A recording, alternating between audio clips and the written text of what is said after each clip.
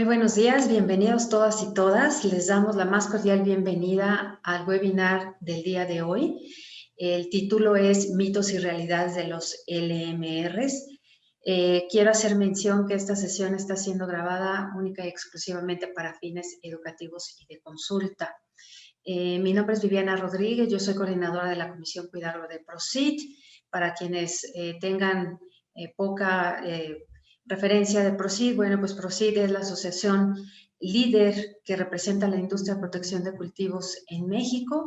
Nosotros al mismo tiempo formamos una red de 25 asociaciones que están distribuidas en otros países de América Latina y formamos parte de CropLife Latinoamérica, que es la Confederación Global de la Industria de la Ciencia de los Cultivos. Y bueno, pues aquí antes de iniciar voy a dejar algunas recomendaciones para los participantes.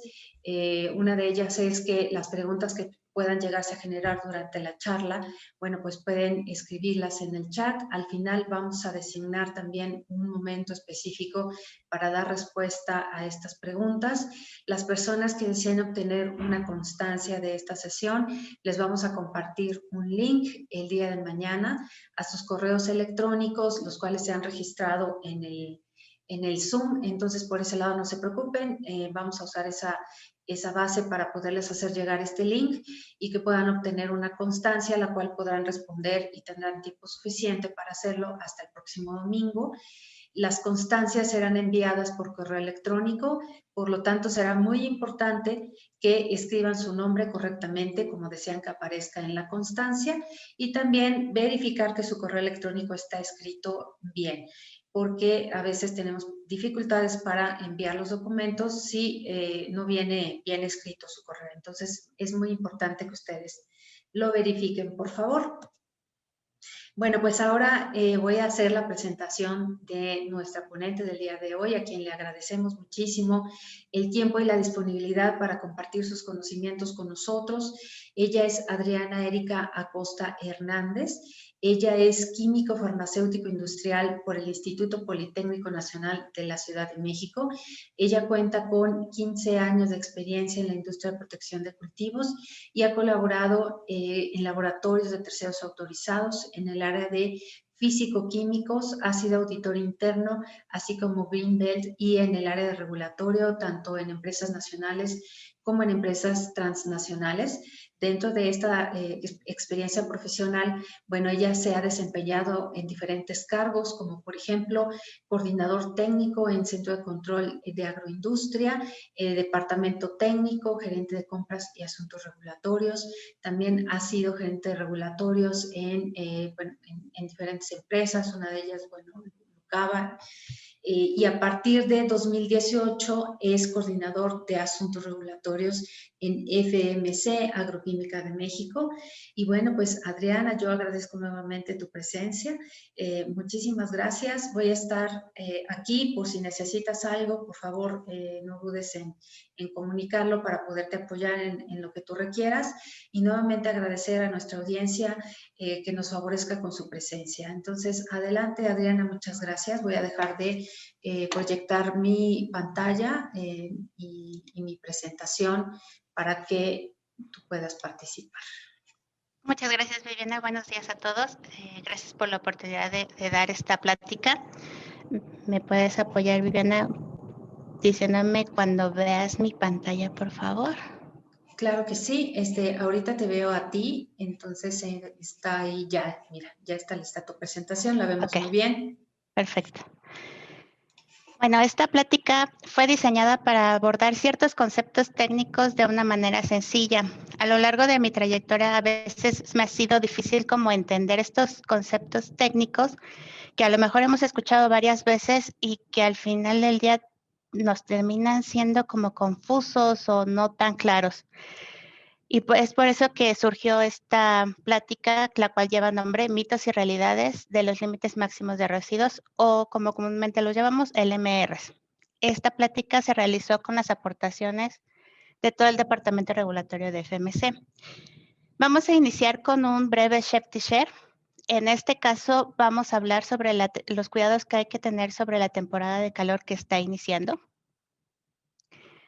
y los consejos, digamos que principales sería no se exponga a los rayos del sol de manera prolongada, use ropa fresca y de colores claros, aumente el consumo de líquidos, no realice ejercicio entre las 11 y las 14 horas, digo las 16 horas o 4 p.m. bajo los rayos del sol, utilice sombreros y sombrillas y manténganse en lugares frescos. También es importante recordar que en esta temporada de calor debemos de tener mucho cuidado con las enfermedades diarreicas, por lo cual, aparte del COVID, hay que seguirse lavando las manos con agua y jabón antes de comer y después de ir al baño, beber y preparar alimentos con agua hervida, embotellada o desinfectada, lavar con agua y jabón todas las frutas y verduras, consumir alimentos bien cocidos o fritos, desinfectar con cloro depósitos de agua, tinacos y cubetas, e importante, acudir al médico ante casos de diarrea, náuseas o vómito y principalmente no automedicarse. Pues después de este breve share, vamos a empezar con la primera diapositiva. En este caso, desde mi perspectiva, siempre he tenido como esa incertidumbre de los LMR son límites de seguridad para el consumo humano o en muchas ocasiones me han preguntado, ¿los límites son seguros? Para esto, déjenme decirles que este es un mito, dado que a continuación les explicaremos qué es un LMR y cuál es su aplicabilidad. Entonces, iniciemos. ¿Qué es? Para iniciar esta parte, para mí fue más fácil utilizar una analogía. Y en este caso vamos a utilizar el ejemplo que la mayoría de nosotros conocemos, que es el alcoholímetro. Este alcoholímetro está presente, al igual que en México, en varios países. En este caso tenemos que los límites del alcoholímetro son de 500 a 800 miligramos de alcohol por litro de sangre o en su caso de 0.25 a 0.40 miligramos de alcohol expirado, que es la forma en la que nos lo evalúan cuando nos detiene la policía, ¿verdad? En este caso, este límite es un límite de precaución, porque si bien lo sobrepasamos, lo único que nos va a pasar es pagar una multa y probablemente pasar algún tiempo en el Torito, aquí en México. Sin embargo, no nos vamos a morir por esta ingesta de alcohol. Solo es un límite de precaución para prevenir accidentes automovilísticos. Sin embargo, si nosotros decidimos seguir consumiendo alcohol de una manera desenfrenada, podríamos llegar a tener 200 miligramos, 2000 miligramos por litro de sangre, y esto ya nos va a causar una euforia y deterioro motriz. Es decir, ya vamos a empezar a hablar medio barridito, ya no vamos a poder hacer el 4, y ahí no nos va a pasar nada todavía. Sin embargo, si nosotros seguimos consumiendo alcohol desenfrenadamente, podemos llegar al límite de 6000 miligramos por litro de sangre, en donde ya vamos a tener un paro respiratorio y la muerte. Ahora bien, ubiquemos en este ejemplo dónde está el LMR. El LMR está situado al mismo nivel que los límites del alcoholímetro. En este caso, el ejemplo es de 0.5 miligramos por kilogramo de alimento. Este límite es un límite legal, al igual que el del alcoholímetro, y va a depender de cada país ese límite. Ahora, si nosotros queremos conocer cuál es el límite que realmente nos causa o nos puede causar un daño a la salud, tenemos otro parámetro que es el LOAEL. En este ejemplo estamos colocando que este LOAEL es 1 miligramo de una sustancia X por kilogramo de peso corporal, es decir, por lo que nosotros pesamos. En México tenemos como un estándar de 70 kilogramos. Para que una persona sufra algún daño por el consumo de esta sustancia, deberá aproximadamente consumir 140 kilogramos de alimento que contenga 0.5 miligramos de esta sustancia para que esta persona de 70 kilos sufra un daño. Dado este ejemplo, vamos a tener la definición del LMR, el cual es la cantidad de ingrediente activo legalmente permitido en los alimentos después del uso de productos químicos para la protección de cultivos siguiendo las recomendaciones de la etiqueta autorizada, que en español es Buenas Prácticas Agronómicas, o GAP, que es Good Agricultural Practices, en un país o región. Ahora bien, ¿cómo y para qué se establecen estos LMRs? Pues esto lo sabremos porque llevan 3 fases. La primera fase es la fase en campo, en donde se propone hacer varios estudios de campo para obtener la cantidad de residuo que hay en ese cultivo después de la aplicación. La segunda fase es la de la normatividad. Cuando se propone un LMR en la fase de campo, el siguiente paso es que la autoridad competente de cada país o región lo establezca en base a las normas que ellos tienen. Y finalmente, la tercera fase, que es para qué establecemos ese LMR, es para tener un estándar comercial y un control de las buenas prácticas agrícolas.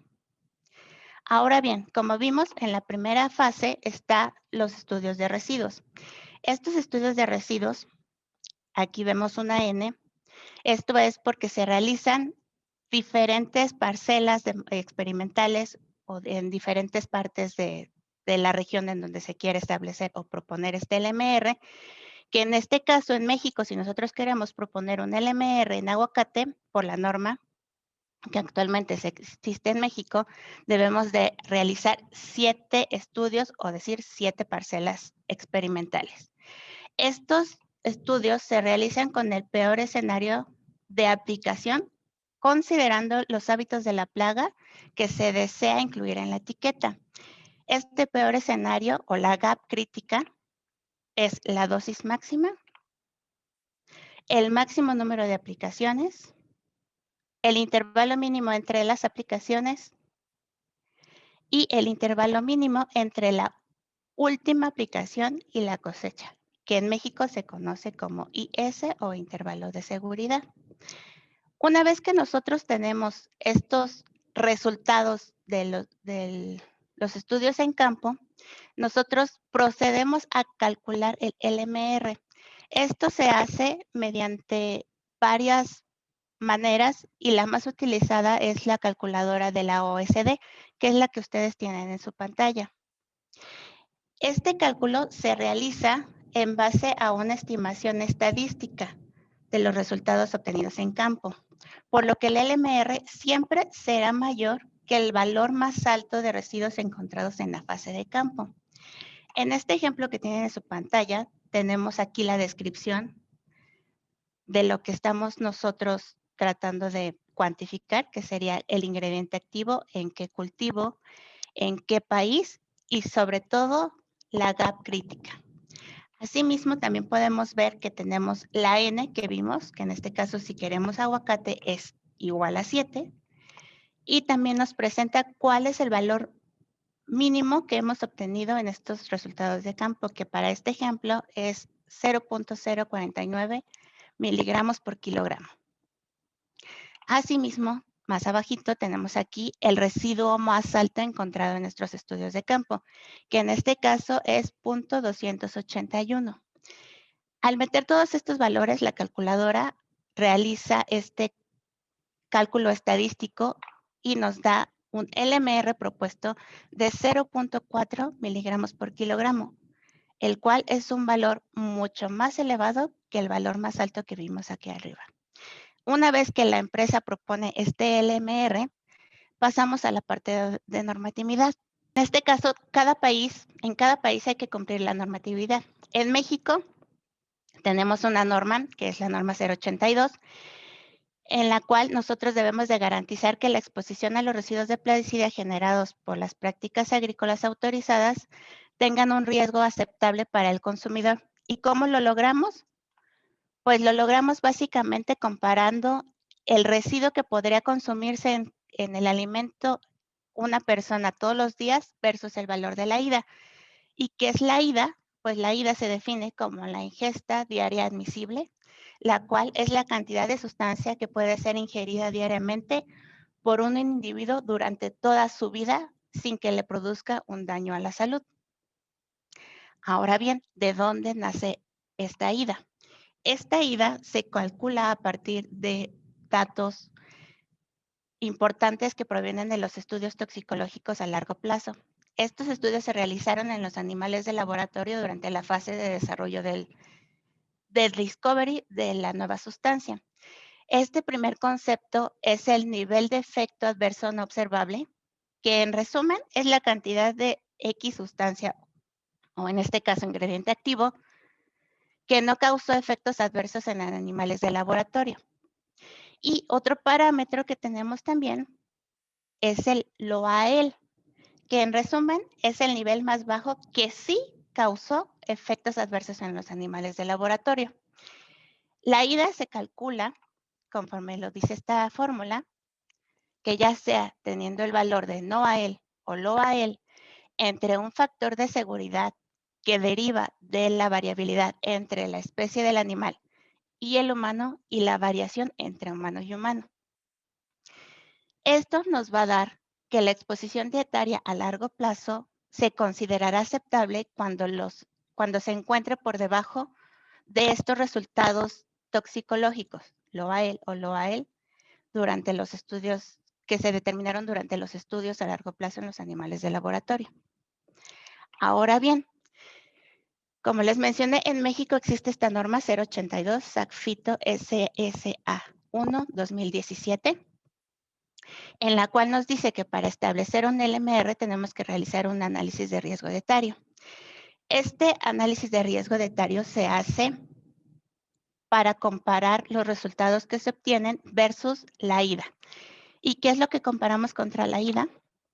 Pues comparamos la sumatoria del producto o de multiplicar el LMR o los residuos en campo por el consumo per cápita del alimento entre el peso corporal promedio, que en el caso de México son 70 kilogramos.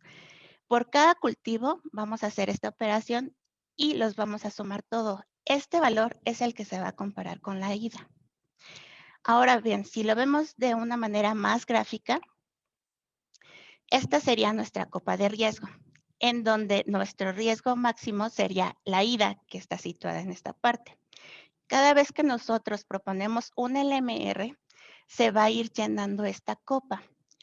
Aquí tenemos ya 3 LMRs autorizados. Si nosotros llegamos con un cuarto LMR que sobrepase esta ida, este LMR no podrá ser autorizado.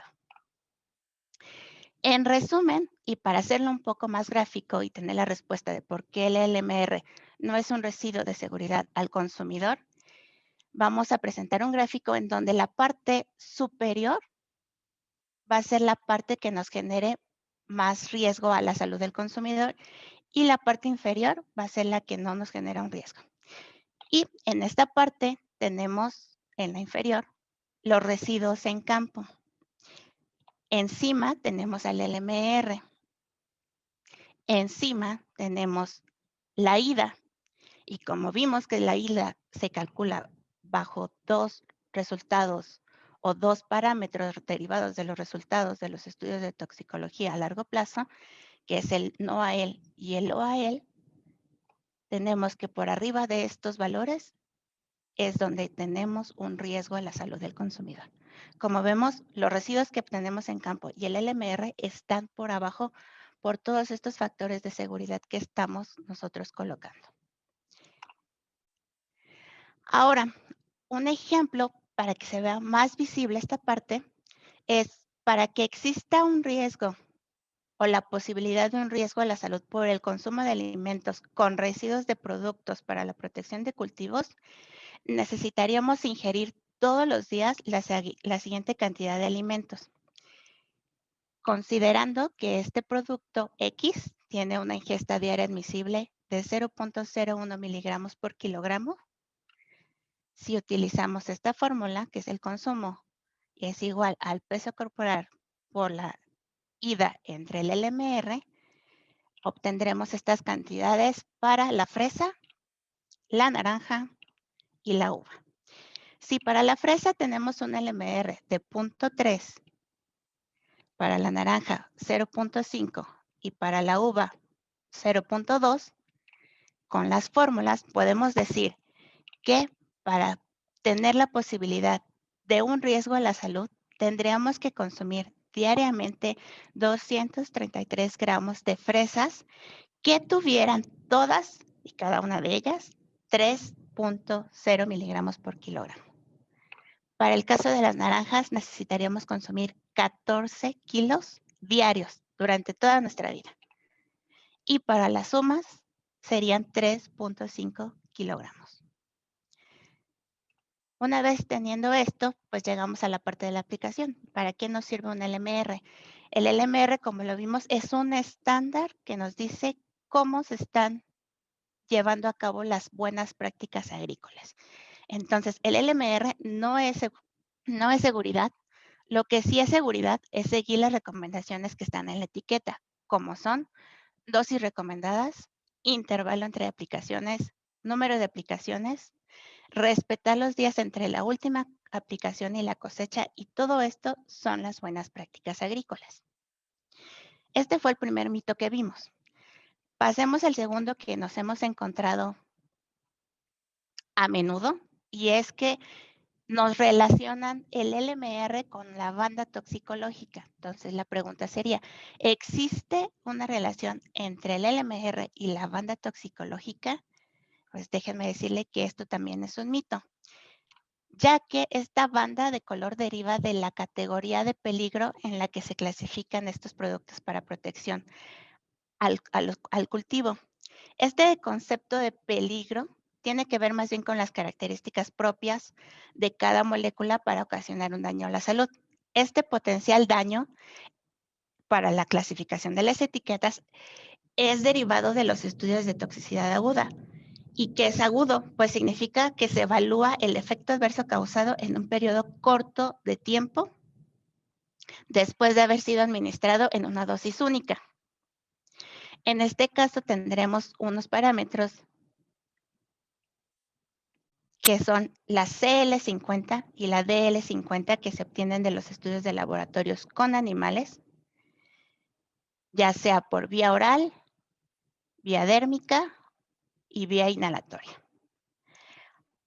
Estas mismas vías de exposición que vemos con los animales se reflejan en las mismas vías de exposición que tenemos nosotros los humanos, que sería cuando los ingerimos, cuando nos caen en la piel o hay contacto con la piel, o cuando los inhalamos.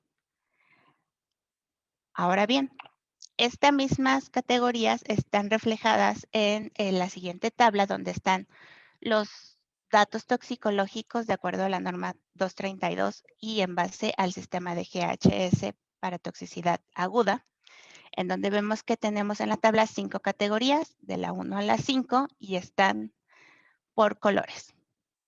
Como ejemplo de clasificación, tenemos la siguiente tabla, en donde tenemos que en las 3 vías de exposición, oral, térmica e inhalatoria, tenemos diferentes categorías. Y para seleccionar qué categoría es la que se va a colocar en la etiqueta, debemos de elegir la que es de mayor peligro, que en este caso sería la categoría número 3. Finalmente, sobre este tema, quisiéramos hacer otra analogía, que en este caso sería que para las categorías de peligro más altas, que sería la roja 1 y 2, necesitaríamos solo unas gotas para causar el efecto. Para la categoría amarilla necesitaríamos una cucharada. Para la categoría azul, un puñito.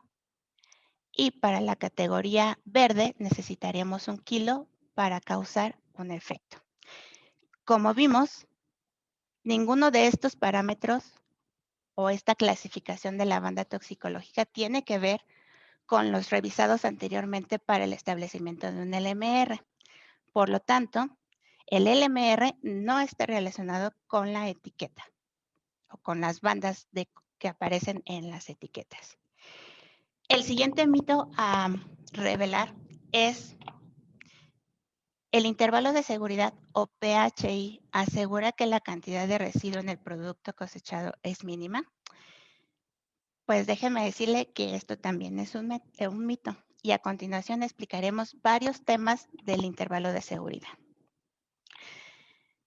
Y lo primero que veríamos es que el intervalo de seguridad, como se conoce en México, no es un indicador de la salud al consumidor. Lo que sí es y se define como el tiempo entre la última aplicación del plaguicida y la cosecha, y en Centroamérica no se llama intervalo de seguridad, es importante mencionarlo, ya que también tenemos participantes de otros países, y este se puede encontrar textualmente en algunas etiquetas como intervalo entre la última aplicación y la cosecha, o como PHI, que son sus siglas en inglés, que es el Pre-Harvest Interval, y así lo encontramos en varias de las referencias que tenemos en otros países. ¿Por qué es importante? Porque es parte de la recomendación de uso agronómico del producto y debe de cumplirse para seguir las buenas prácticas agrícolas y asegurarnos que el cultivo tratado no va a exceder el LMR. Pero ¿cómo se establece? ¿Cómo nace? ¿Cómo funciona? Pues se establece de la siguiente manera. Ya que vimos que este PHI no está relacionado con la seguridad del consumidor, vamos a ver cómo se establecen. Y esto se hace siguiendo las recomendaciones en campo del producto de acuerdo a su función o su fortaleza. Es por ello que hemos colocado en esta fenología del tomate. Este cultivo requiere varios productos para controlar las diversas plagas que se le presentan durante su ciclo. Y un ejemplo que tenemos es que para controlar las plagas que se presenten en los primeros estadios o 20 días después del trasplante, podemos ocupar un insecticida del grupo 28 de acuerdo a la IRAC. Su PHI de este producto, porque así fue diseñado, va a ser diferente del PHI que se aplique en estas últimas etapas. Aquí tenemos un ejemplo que son los productos de IRAC, de insecticidas del IRAC del grupo 29, cuyo PHI es más pequeño. Aquí también en esta gráfica vemos que durante todo el desarrollo del cultivo vamos a tener diferentes productos que se van a aplicar y estos se diseñan de acuerdo a sus características, plagas a controlar y estadios de las plagas, por lo que no podemos decir que todos los insecticidas o todos los herbicidas van a tener el mismo PHI en todos los cultivos y tampoco quiere decir que el intervalo de seguridad que tenemos aquí de 0 o de 1 comúnmente en tomate, porque es una planta multicorte, porque podemos tener cultivos que todavía no están maduros y cultivos que ya están maduros, van a tener el menor residuo en este PHI de 0 o de 1. Para que quede más claro, vamos a continuar con la siguiente, que es una gráfica de la fenología de la soya. En este ejemplo tenemos que la fenología de la soya va a ir desde el trasplante del mes de abril hasta la cosecha en el mes de octubre. En este caso, el primer ejemplo va a ser el del escarabajo de la hoja. Como vemos aquí tenemos dos gráficas, una que son para las larvas, que va creciendo a lo largo del tiempo con diferentes dinámicas poblacionales, y otra de los adultos. Ahora bien, si nosotros tenemos un producto que va a controlar larvas, lo podemos ocupar en estas fases, pero no en esta, porque la gráfica está por debajo, o sea, digamos que la población es mínima. Pero en estos picos, o como dicen en algunas etiquetas, cuando empiezas a ver las primeras larvas en las hojas, tendrás que empezar las aplicaciones. Para este producto, el PHI podría ser de 30 días, ya que la última aplicación podría ser en el 1 de septiembre y la cosecha sería en el mes de octubre. Caso contrario, sí, lo que nosotros queremos es aplicar un producto que nos va a controlar los adultos, porque como vemos, la cantidad de adultos ya es muy alta en esta última etapa para la cosecha. Entonces, este PHI de este producto que nos va a controlar los adultos va a ser pues de 15, 10, dependerá del tipo de producto, 10 días a cosecha para que poder controlar estos insectos y no dañen la cosecha. Otro ejemplo sería la chincha verde. En este caso, su gráfica de crecimiento es diferente. Y aquí lo que tenemos es que solo son los adultos los que nos causan el daño. Y entonces vamos a seguir el mismo razonamiento anterior. Vamos a aplicar productos que nos vayan a controlar el crecimiento de los adultos, pudiendo tener un PHI de 30 a 15, dependiendo del estadio en el que nosotros estemos proponiendo controlar. Y finalmente, tenemos al gusano verde, en donde lo que más nos importa es el control de las larvas. Para este caso, lo que debemos de controlar, como dije, son las larvas que causan daños y utilizaremos un insecticida que controle el estadio, siendo que para este caso podemos ocupar una GAP con diferentes números de aplicaciones, de acuerdo vayan apareciendo estas ninfas, pudiendo tener un PHI de 15 días, que estaríamos hablando más o menos a la mitad de septiembre para llegar a la cosecha en el mes de octubre. A esto es hablando de diferentes plagas, pero hablando de plagas o de diferentes cultivos, podemos decir que el residuo en el producto cosechado dependerá de gran medida de la etapa del crecimiento del cultivo de aplicación. El anterior, ya vimos el tomate, ya vimos la soya y ahora veamos el maíz. El maíz tiene un tiempo entre la siembra y cosecha muy largo, que son de 120 a 130 días. Si nosotros queremos controlar al gusano cogollero que se presenta en estas etapas, debemos de hacer la aplicación en este tiempo, por lo que el PHI tendrá que ser de 80 días. Pero no vamos a aplicar este mismo producto para controlar al gusano elotero. Por lo tanto, vamos a buscar un producto que sí nos controle el gusano elotero y que se aplique en estas últimas etapas, y ese PHI va a tener 30 días. Ahora, hablando de la misma plaga, aquí es importante definir que también los productos van diseñados a la plaga driver o la plaga de importancia en ese cultivo. Tenemos aquí el ejemplo de la mosquita blanca en el cultivo de melón, que a diferencia del maíz, tiene 60 días entre el establecimiento y la cosecha, y que al igual que tomate es multicorte. En este caso, para la mosquita blanca, necesitamos controlar la aparición de las larvas, y esto se puede hacer en esta etapa y se puede hacer con un insecticida que es del grupo 28. Y el PHI en estas etapas tendría que ser de 3 días. Sin embargo, por ser multicorte, podemos tener otros productos que nos controlen larvas y nos controlen adultos con PHIs de 1 o de 0. Y estamos controlando la misma plaga en el mismo cultivo, pero es de acuerdo al tipo de producto que nosotros estamos aplicando y qué es lo que nosotros queremos recomendar en la etiqueta de acuerdo a la práctica agronómica de cada uno de los productos en el cultivo. Ahora bien, decimos o pensamos que tener un PHI corto nos va a dar la menor cantidad de residuos. Sin embargo, el residuo en el producto cosechado dependerá mucho de las características de la molécula y el tipo de aplicación, por lo que en la mayoría de las veces este LMR para la relación cultivo-ingrediente activo es mayor cuando el PHI es de 0. Sin embargo, también depende de dónde estemos tomando el residuo, es decir, de qué parte de la planta lo estamos cuantificando. El primer ejemplo es esta gráfica,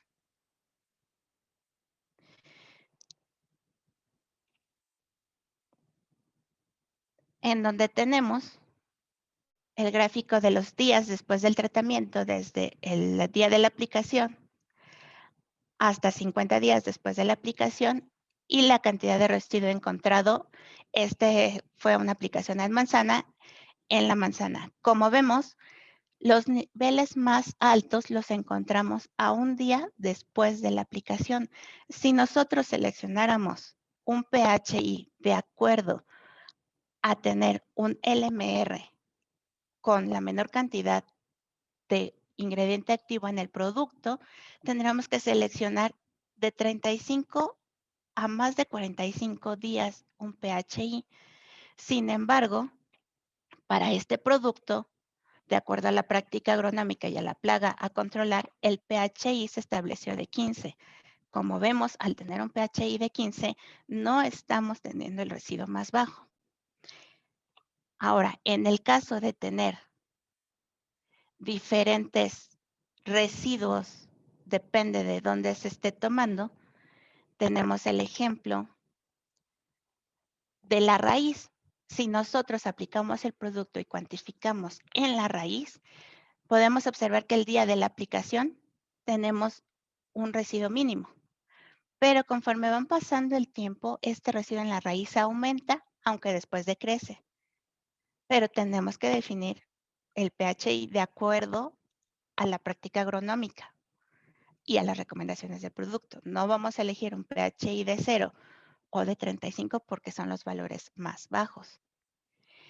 Caso diferente para las hojas. Las hojas se presentan una curva de degradación igual que el ejemplo de la manzana. Y aquí sí vemos una disminución conforme pasa el tiempo.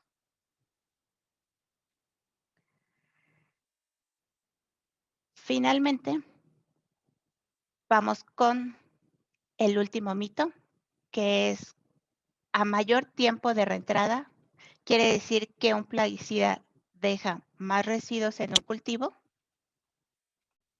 Esto también es un mito. Y vamos a entrar a hacer la definición todos juntos.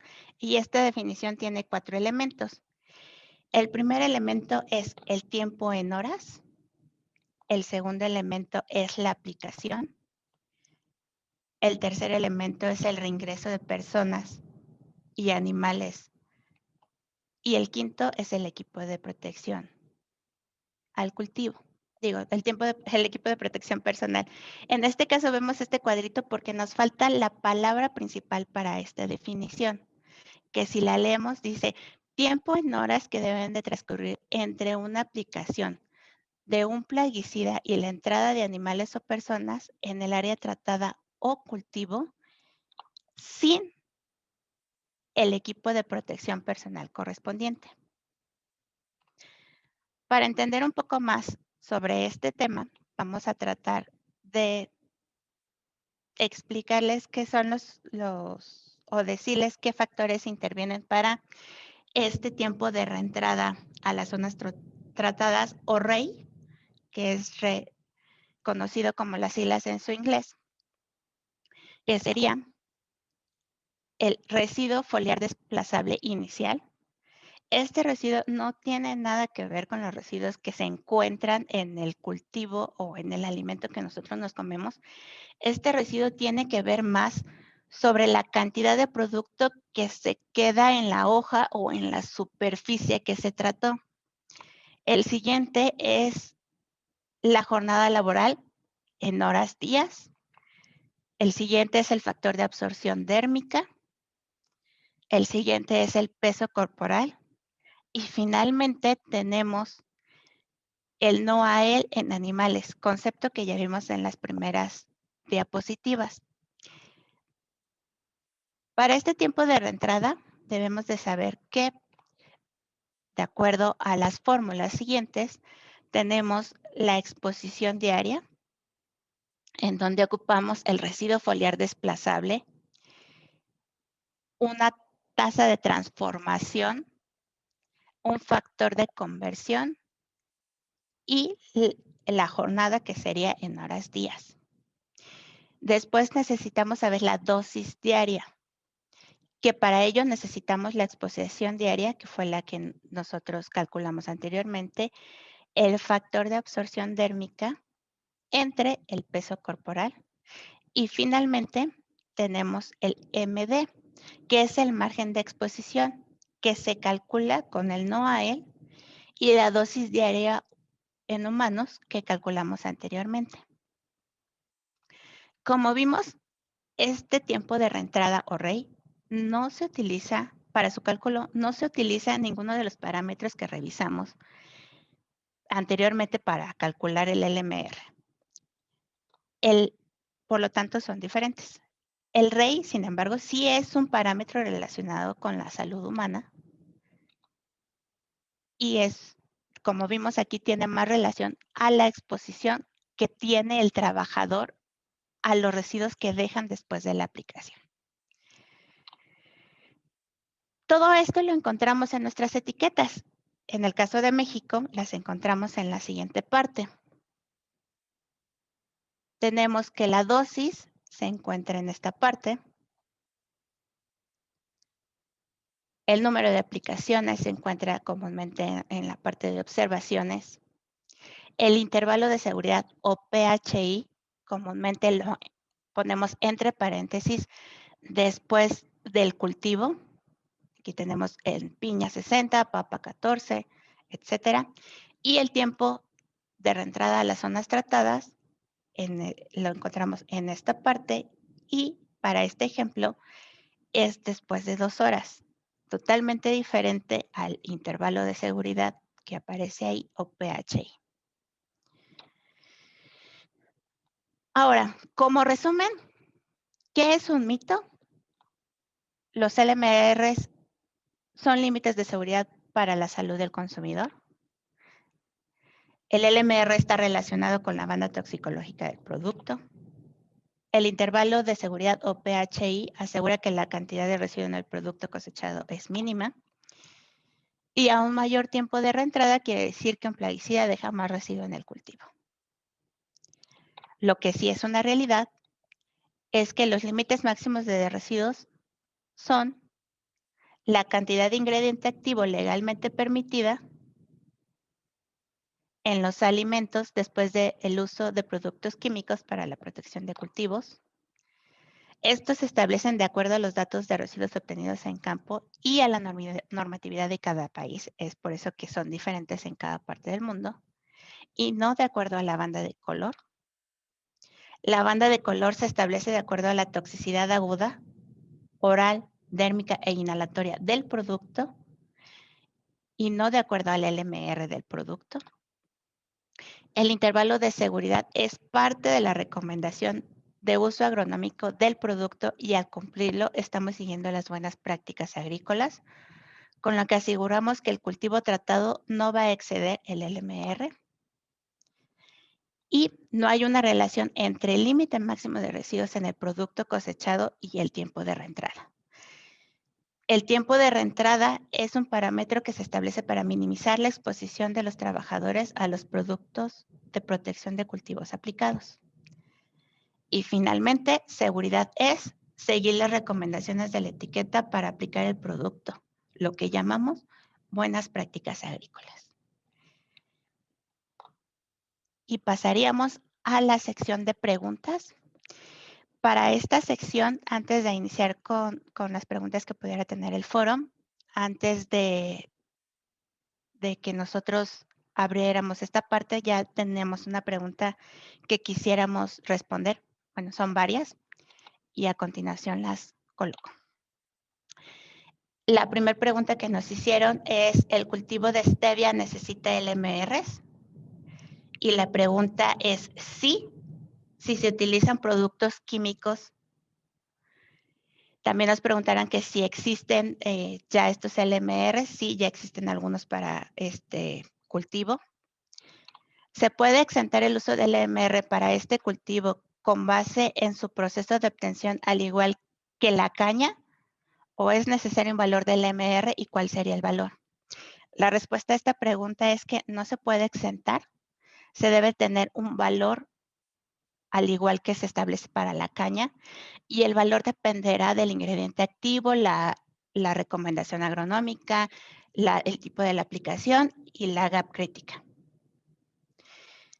¿Se podrá extrapolar de la caña? No, en este caso el stevia está clasificado en otro grupo de acuerdo a lo que es EPA y Comunidad Europea, tenemos que para EPA se encuentra en el grupo 25, el grupo de las hierbas, aquí está la clasificación, y para Comunidad Europea está en el mismo grupo de tarragón, que en nuestro caso la traducción sería estragón.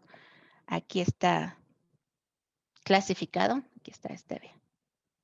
Pues podría extrapolarse con los residuos de este grupo o de los grupos o del grupo 25.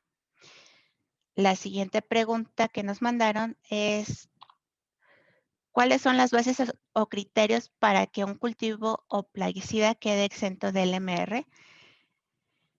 De acuerdo a la norma que existe en México, uno de estos criterios o bases es que el producto no sea un químico sintético, como los microbiológicos, botánicos, etcétera, que sean aplicaciones presiembra, aplicaciones post cosecha, plantas ornamentales de no consumo humano y tabaco.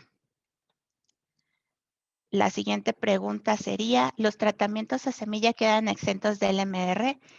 Aquí depende mucho del uso que se le dé a la semilla, porque recordemos que hay semillas que son de consumo humano o que se utilizan para otros, o que llevan un proceso y que el producto final es de consumo humano. Entonces, si la semilla es de consumo humano, deberá tener un LMR. La siguiente pregunta sería: ¿un producto con certificado OMRI puede exentar LMRs? Aquí dependerá del producto. Sin embargo, la mayoría de los criterios de OMRI, los productos son a base de productos no químicos, o si son químicos, son productos de, digamos, de baja toxicidad o conocidos comúnmente o utilizadas en el consumo humano, y entonces por eso no tienen un LMR, pero cada producto tendrá que ser revisado cuál es su composición.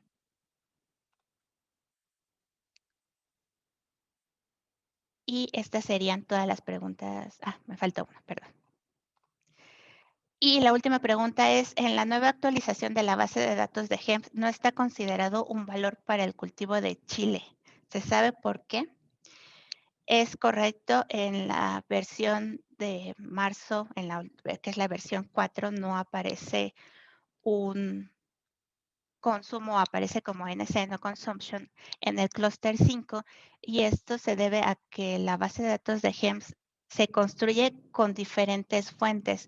No solo es México para el clúster 5, sino también está la parte de los países de África y Asia. Entonces, muy probablemente estos datos no fueron suficientes en esos países para considerar un consumo en este clúster. Sin embargo, para México, nosotros podemos utilizar el dato de consumo para realizar la evaluación del riesgo dietario en base a lo que las encuestas en Rubral 2002 o 2007 reporten para el Chile. Sí hay datos en estas dos encuestas. Por mi parte sería todo, Viviana. No sé si hay preguntas. Claro que sí, Adriana, muchas gracias por responder estas preguntas que estuvimos recibiendo con antelación de parte de algunas personas que se inscribieron, que tuvieron la amabilidad de enviar esto con antelación. Y aquí, de manera, bueno, te comento cuáles son las preguntas que tenemos ya. Una de ellas es si aparte de la página del Códex, ¿existe alguna otra fuente de referencia donde se puedan consultar los valores de LMR para cada ingrediente activo y cultivo? Sí, existe la página de la EPA, existe la página de, bueno, la EPA es el CFR, existe la de la Comunidad Europea, existe una página de Japón, existe una página de Canadá, y hay diferentes plataformas que sí tienen un costo para accesar. Todas las anteriores son gratis. También está la de Brasil, que son gratis, y existen plataformas que sí tienen un costo, pero hacen una compilación de todos estos LMRs públicos en todas partes del mundo. Muy bien. Y también, si podemos regresar a la diapositiva donde están estos mitos para volver a verlos, por favor. ¿Esa? Sí, bueno, aquí hay una persona que quería ver estos mitos. Bueno, pues nada más si nos confirman para que podamos observarlos a manera de resumen, que fue básicamente lo que vimos durante la presentación. Entonces, si nos confirman si es esta la diapositiva, no sé si al respecto, ok, Manuel, gracias por contestar. Nos dice que sí, es aquí a donde quería volver. Y bueno, pues no sé si hay alguna pregunta en particular, Emanuel, o si nada más era como una observación. Bueno, aquí está. Mientras tanto, vamos a dejar esta diapositiva y vamos a continuar con las preguntas que tenemos aquí de parte de nuestros participantes. ¿Por qué un producto como la cianamida hidrogenada tiene etiqueta banda amarilla si es altamente irritante, corrosivo para la piel, para oler? En este caso tendríamos que tener los datos de toxicología aguda para saber cuál fue el parámetro que le dio la categoría que tiene actualmente, porque recordemos que se clasifican de acuerdo a la exposición oral, dérmica e inhalatoria. No estamos tomando en cuenta la irritación en esta clasificación. En la, no sé si ven la diapositiva, aquí la clasificación que trae la etiqueta solo nos da la clasificación para las 3 vías de exposición, oral, térmica, inhalatoria. Entonces, si el producto es irritante, no lo estamos clasificando el producto bajo ese resultado porque la norma nos indica que estas son las categorías o las vías de exposición en las cuales nosotros tenemos que poner en la etiqueta ese producto. Y dependerá de, no sé si es banda amarilla, pues hay que ver qué es lo que dice la etiqueta, si puede ser, no sé, tóxico al inhalar, dependerá de la leyenda para saber cuál fue la vía en la que dio más alto para tener esa banda. Sí, muchas gracias. Tenemos aquí otra pregunta o comentario que dice, en el tema de tabaco en sí, A&C, existe una asociación que está estableciendo estándares secundarios. La duda brinca por el comentario que quedan exentos los LMRs en el cultivo. Sí, en este caso la norma oficial mexicana de LMRs los trae exentos. Igual, esto depende de cada país. México lo estableció así, en Estados Unidos hay ciertas cláusulas que maneja el CFR en donde nos pueden indicar más sobre el tabaco. Pero en esta norma, norma 082 SACFITO diagonal SSA 1 2007, el tabaco quedó exento. Muchas gracias. Nos preguntan también, en el caso de ornamentales, cuando son utilizadas como esencias para elaboración de productos cosméticos, ¿existe un riesgo? Aquí la pregunta sería el riesgo, ¿qué tipo de riesgo? O sea, porque estamos hablando que son, podría haber riesgo de exposición térmico, oral, inhalatorio, no tanto de un LMR que cumplir. Entonces, más bien a quien pregunto sería el riesgo, ¿en qué sentido? Ok. Bien, ¿y dónde pueden consultar la base de datos de GEMS? Si quieren, al igual que las páginas que me preguntaron hace rato de la consulta de los LMRs, podemos mandar los links de estos. Bien. Ok, de acuerdo. También, ¿cómo se determina el FDA, factor de absorción dérmica? Esa es una muy buena pregunta. Que en este caso solo lo traje como referencia. No podría describirles ahorita cómo se calcula. Muy bien. Sí, es como más específica, ¿no? Sí, Sí, ok. tendríamos que tener una plática Otra charla. específica Sí, de tiempo, de cómo se calcula el tiempo de reentrada. sí, sí, sí. Bueno, pues vamos a ver si más adelante programamos otra sesión donde estos temas se puedan abordar. ¿Y qué criterios emplean los supermercados tipo Aldi u otros para cambiar los LMRs o imponer sus propios valores? Ahí es más como políticas internas. Son